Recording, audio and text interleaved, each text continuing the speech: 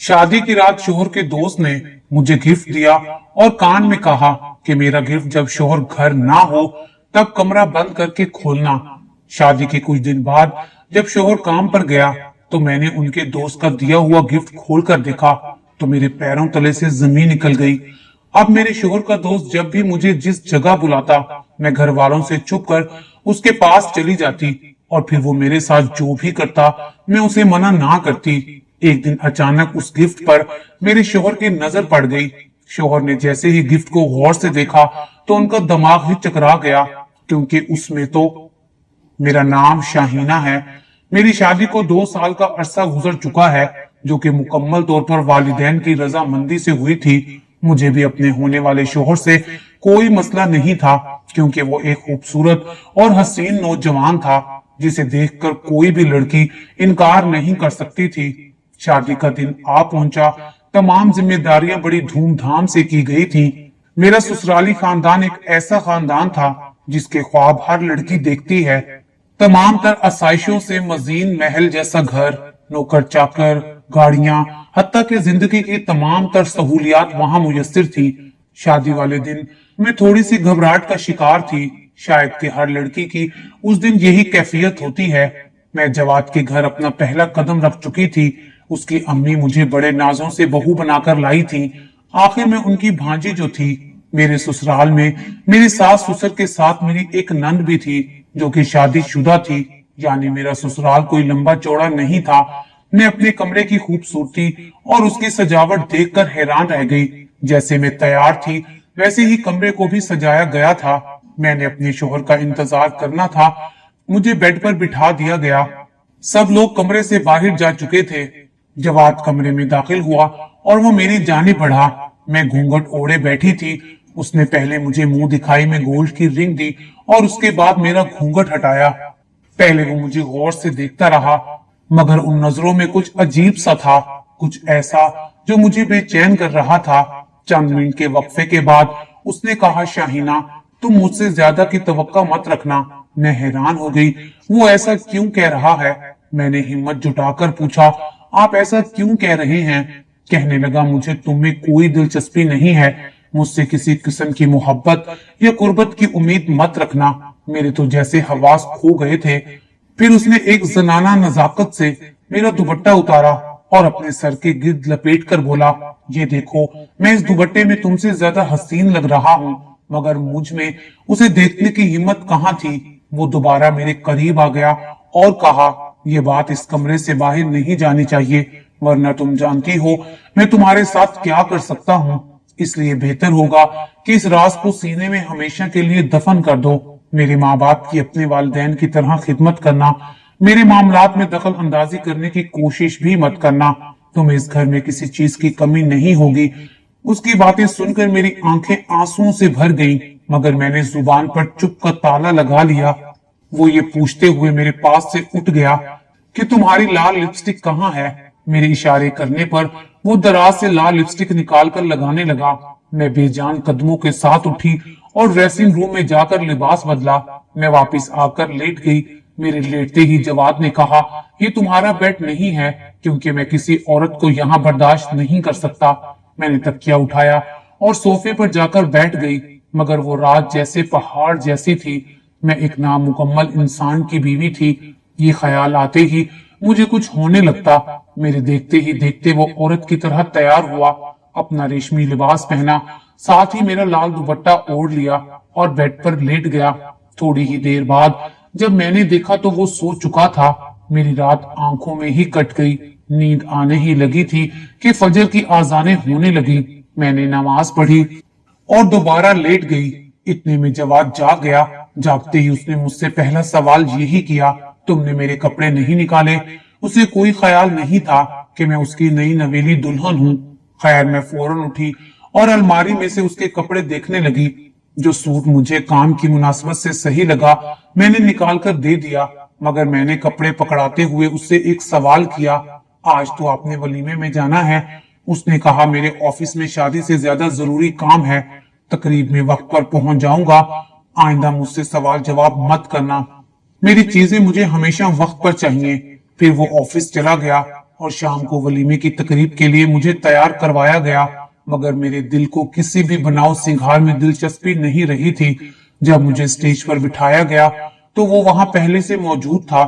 بڑے پیار سے اس نے میرا ہاتھ تھام کر مجھے اپنے ساتھ بٹھایا، جو کہ میرے لیے بڑا حیرت انگیز تھا۔ لوگوں کا مجمع لگا ہوا تھا، سب لوگ آ کر باری باری مل رہے تھے۔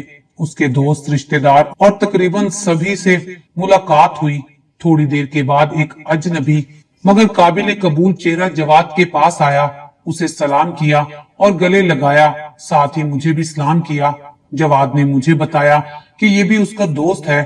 اس نے شادی کا تحفہ میرے ہاتھ میں دیا اور جواد سے نظریں بچاتے ہوئے دھیمی آواز میں کہہ دیا کہ بھابھی، یہ تحفہ اکیلے بیٹھ کر دیکھیے گا۔ مجھے یہ سب عجیب سا لگا تھا۔ جواد کے باقی تمام دوستوں نے تحفے جواد کے ہاتھ میں تھمائے تھے۔ خیر، تقریب ختم ہوئی، سب لوگ اپنے گھر کو چلے گئے، ہم بھی واپس گھر آ گئے۔ گزشتہ رات کی طرح یہ رات بھی گزر گئی، مگر مجھے ایک چیز کا اندازہ ہو گیا تھا کہ میرا شوہر حد درجے کا منافق ہے۔ دنیا کے سامنے اس کا روپ اور ہوتا ہے اور بند کمرے میں اس کا روپ اور ہے۔ پھر زندگی ایک روٹین سے چلنے لگی۔ وہ صبح آفس چلا جاتا، میرا سارا وقت اس کی امی کے ساتھ گزرتا۔ کوئی نہیں جانتا تھا کہ ہم دونوں کے بیچ کیا چل رہا ہے۔ اچانک دروازے پر گھنٹی بجی۔ ملازم نے بتایا کہ جواد صاحب کا کوئی دوست اور ان کی والدہ آئی ہیں۔ جب وہ اندر آیا تو مجھے وہ چہرہ جانا پہچانا سا لگا۔ ذہن پر زور ڈالنے سے معلوم ہوا کہ وہی شخص ہے جس نے میرے ہاتھ میں تحفہ دیا تھا۔ خیر، گپ شپ ہو رہی تھی۔ باتوں کے دوران معلوم ہوا کہ ان کا نام عامر ہے۔ میری ساس نے ان کے لیے بہترین کھانا بنوایا۔ کھانا کھانے کے وقت جواد بھی آ گیا۔ مجھے لگا تھا جیسے عامر وقفے وقفے سے میری طرف دیکھ رہا ہے۔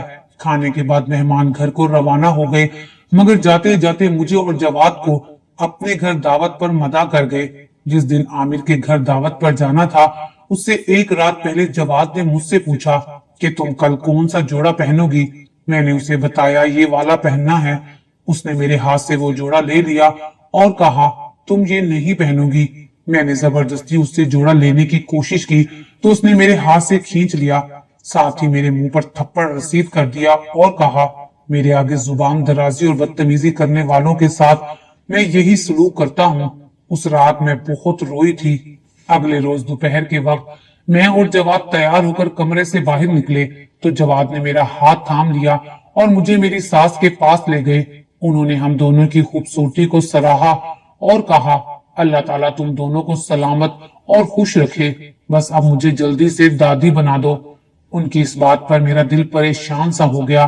پھر ہم نے انہیں خدا حافظ کہا اور ہم گاڑی میں بیٹھ گئے۔ گاڑی میں بیٹھتے ہی جواد نے نیا حکم صادر کر دیا، میرے والدین کی ہر بات کا جواب خوش اخلاقی سے دیا کرو، اگر وہ کوئی غلط بات بھی کریں تو تم مسکرا کر جواب دینا۔ اب تو مجھے جواد سے خوف آنے لگا تھا۔ سارا سفر یوں ہی خاموشی سے کٹ گیا۔ عامر کے گھر پہنچے تو اس کی والدہ اور وہ گیٹ پر ہمارا انتظار کر رہے تھے۔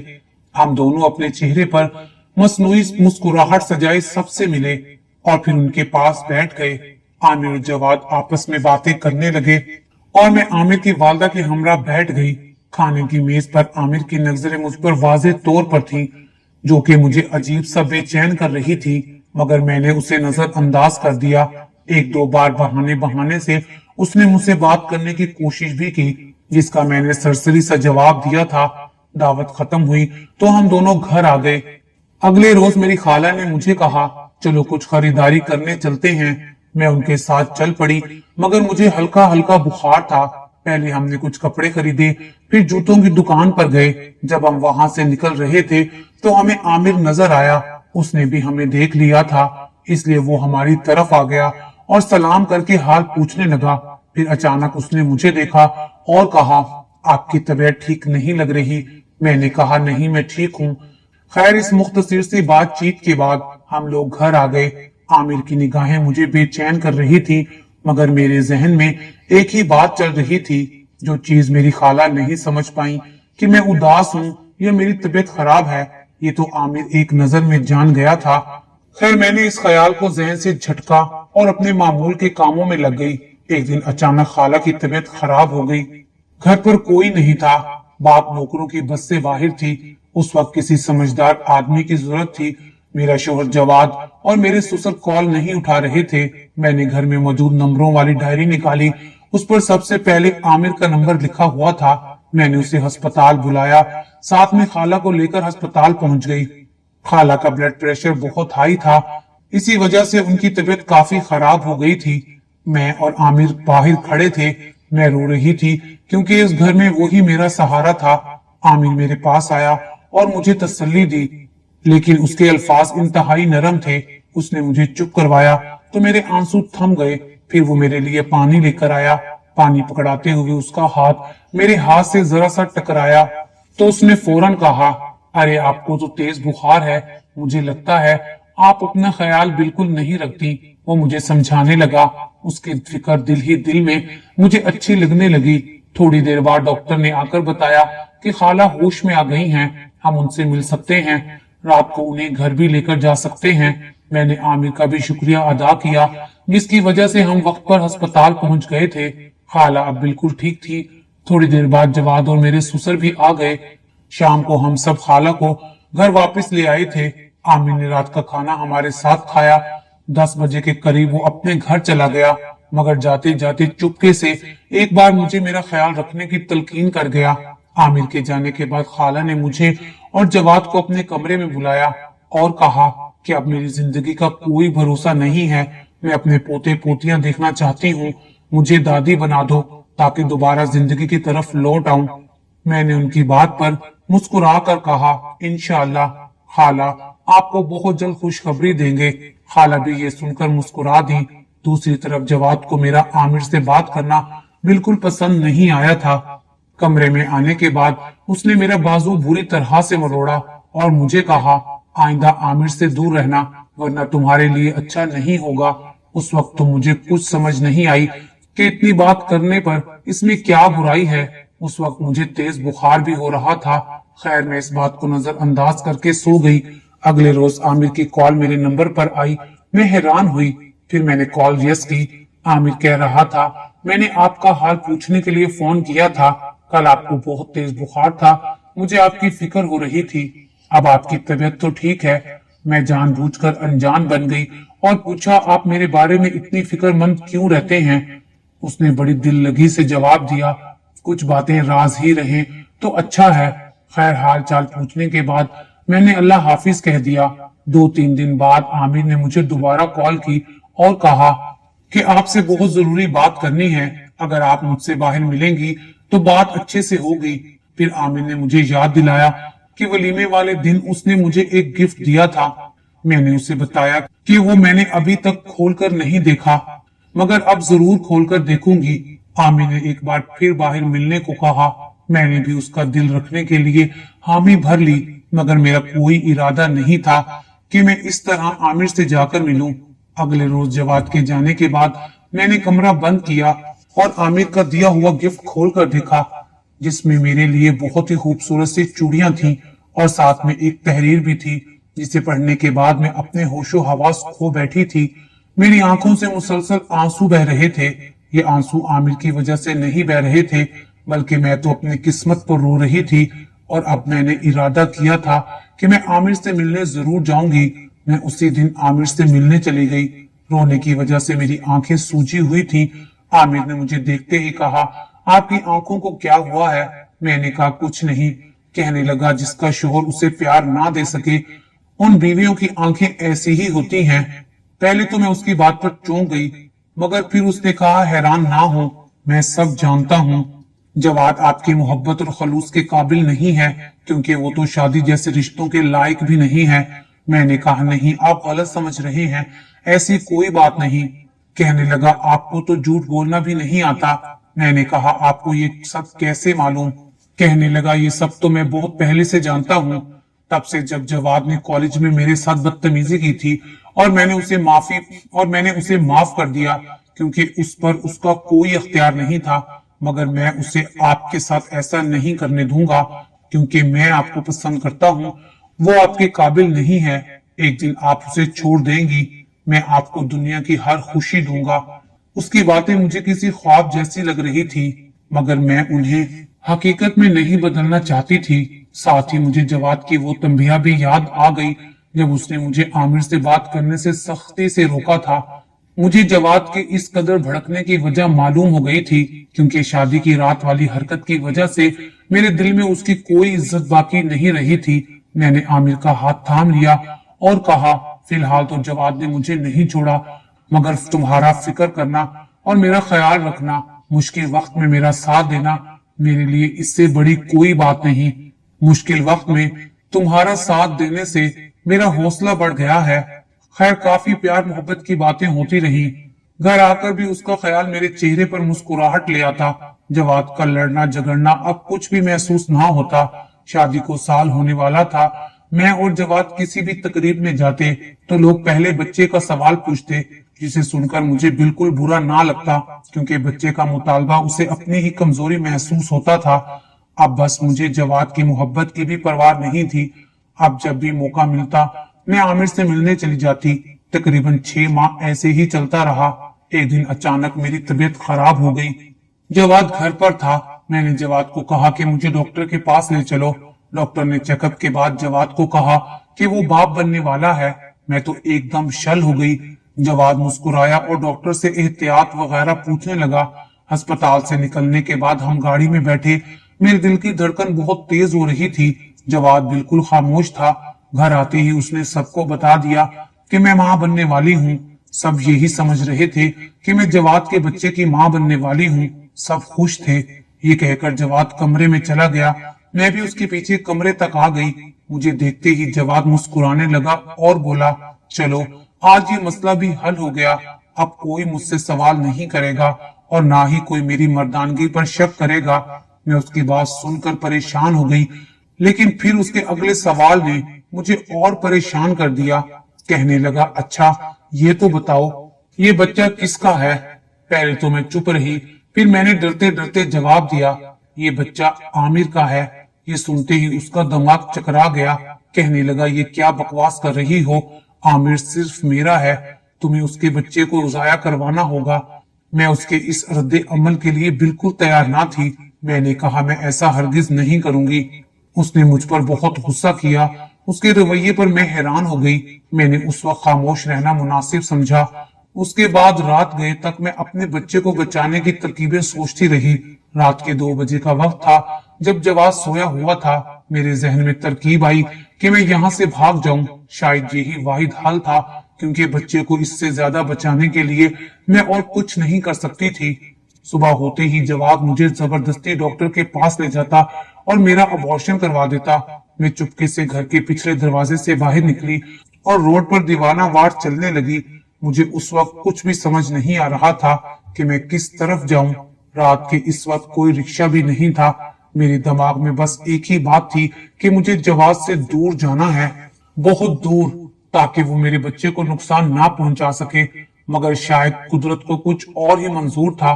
अचानक एक गाड़ी आई और उससे मेरी टक्कर हो गई। मेरी आंखों के आगे आखिरी मंजर धुंधला अंधेरा था। मेरी आंख खुली तो मैं अस्पताल के बेड पर थी। मेरे सामने आमिर बैठा था। मैं नहीं जानती थी वो यहाँ कैसे आया। उसे कैसे मालूम हुआ कि मैं घर से बाहर जा रही हूँ। उसे देखते ही मैंने कहा, आमिर प्लीज मेरे बच्चे को बचा लो। उसने मुझे तसल्ली देते हुए कहा, शाहीना अब तुम्हारा बच्चा इस दुनिया में नहीं रहा। मेरी तो ये बात सुनते ही दुनिया लुट गई। मैं रोने लगी थी। आमिर ने मुझे बहुत तसल्ली दी। उसने कहा, बच्चा दोबारा भी हो सकता है, परेशान होने की जरूरत नहीं। वो मुझे चुप करवाने की कोशिश कर रहा था, मगर मेरे आंसू थम नहीं रहे थे। आमिर मुझे तसल्ली दे रहा था, मगर मुझे लग रहा था मेरी जिंदगी में कुछ बाकी नहीं है। उस दिन के बाद मेरा किसी से बात करने का दिल ना चाहा। एक रात मुझे ख्वाब में लगा जैसे जवाद मेरे पास आया है। वो मुझसे कह रहा था कि अब तुम्हें मुझसे कोई नहीं बचा सकता। उस दिन मैं इतना डरी कि दोबारा पुरसुकून नींद ना आई। आमिर ने बहुत कोशिश की कि मेरा दिल बहल जाए। वो मेरे चेहरे पर मुस्कुराहट देखने के लिए तरस रहा था, मगर मेरे अंदर कुछ बोलने की सकत नहीं थी। मिलाके डॉक्टर्स की 6 महीने की मेहनत के बाद मैं उठकर चलने फिरने और बोलने के काबिल हुई। मुझे उसने अपनी मोहब्बत का बार बार यकीन दिलाया। आमिर की मोहब्बत का खूबसूरत इजहार सुनकर मुझे जिंदगी हसीन लगती। उसने मुझे साथ चलने का कहा, जिस पर मुझे कोई इतराज नहीं था। मैंने उसे कहा, तुम्हारे घर वाले नहीं मानेंगे, मगर उसने मुझे ये खुशखबरी सुनाकर एक बार फिर जिंदगी की उम्मीद दे दी कि वो अपने घर वालों को पहले ही मना चुका है। उसके साथ मुझे बिल्कुल शहजादियों वाला एहसास हुआ। उसने जवाद के खिलाफ खुला का मुकदमा दायर कर दिया।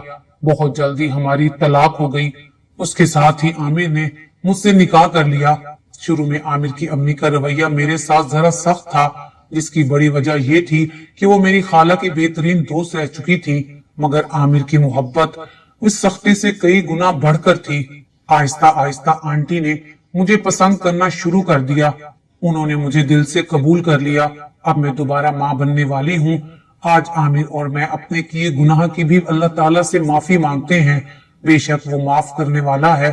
आमिर निकाह से पहले ये गुनाह नहीं करना चाहते थे, मगर मैं बहक गई थी। उन्होंने जो गिफ्ट मुझे दिया था उसमें भी यही लिखा था कि तुम्हारा शोहर जवाद शादी के लायक नहीं है, तुम उसके साथ कभी भी खुश नहीं रह सकोगी। तुम मुझे पहली ही नजर में बहुत अच्छी लगी हो। मैं चाहता हूँ कि तुम अपने शोहर को छोड़कर मुझसे शादी कर लो। अगर मैं उस वक्त आमिर का कहना मान लेती तो हम दोनों से इतना बड़ा गुनाह कभी भी ना होता। आमिर और मैं हर नमाज के बाद अल्लाह ताला से अपने गुनाह की माफी मांगते हैं। मेरी जिंदगी आमिर के साथ बहुत ही अच्छी गुजर रही है। आमिर मेरा अपनी जान से ज्यादा ख्याल रखता है। इस बच्चे ने हमारे रिश्ते को और भी ज्यादा मजबूत बना दिया है।